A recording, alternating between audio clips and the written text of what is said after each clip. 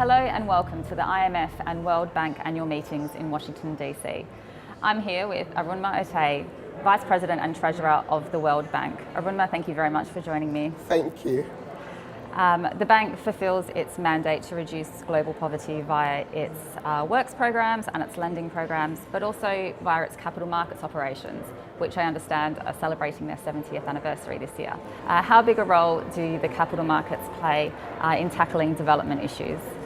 The capital markets are absolutely instrumental to our success in tackling development issues. Indeed, we've been able to leverage more than 40 times the capital that's been provided by our countries and members to be able to do what we've done in the last 70 years.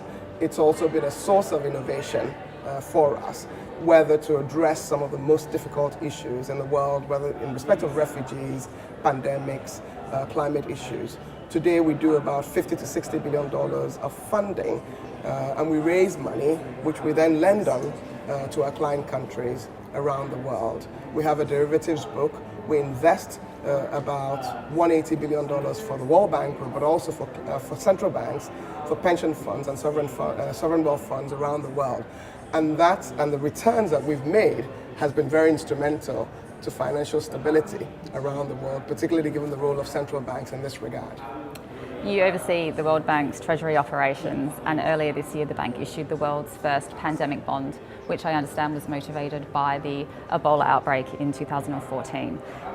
Can you explain at a high level how this bond helps tackle epidemics, and if we can expect any future deals, any similar deals going forward? I think the starting point for me is really to say that the World Bank basically looked at what happened with the Ebola crisis and said we lost more lives, we had economic losses because the world didn't move quickly. And so how can we bring the capital markets and the insurance markets to make sure that we have a standby facility so that if we ever have a pandemic outbreak that emanates from a developing country, that we can move very quickly and not lose the gains that we've made in terms of development. That was what birthed the idea. That led to us on the 28th of June this year launching a pandemic bond, which is part of a pandemic emergency facility, which means that we raised money from the bond markets, we used the derivative markets, we had cash provided by donors, and together over the next 5 years we have about $500 million that are available for pandemics, whether it's pandemic influenza, Ebola, MERS, SARS, and other viruses like that. And do you expect any future deals going forward? Oh, absolutely. We believe we've created a market. This transaction was oversubscribed. Investors are very excited about this asset class. Insurance companies are very excited about this asset class. So we do think that we've created a market where we're going to see many more future deals. It's just one example of an asset class which the bank has helped to kickstart, and obviously had a very pioneering role in the green bond market. And now I understand the bank is working with investors to help them align their strategies with sustainability criteria. What do you think the biggest challenges are in terms of expanding the investor base? Well, first, I think that our experience over the last decade with green bonds helps us understand that this is an asset class that everybody is interested in, because everyone is worrying about what is the impact of the money that they invest.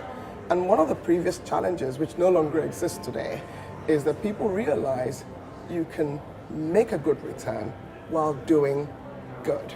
In fact, in many cases, you make better returns with companies that are associated with environmental issues, with social issues, and with governance issues. The other issues, of course, a greater understanding and a greater appreciation of this asset class. And so people are saying, but where are the products? We like this asset class, but there are not enough deals available. So that's the second challenge, and it's a good challenge to have. The third is to continue to create a better understanding of what sustainability means and a common understanding.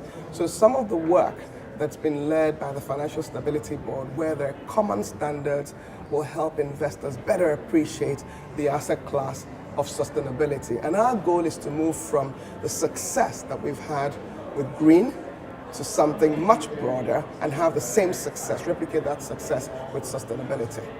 Arunma, thank you very much for your time. Thank you. It's a joy to meet you. Thank you.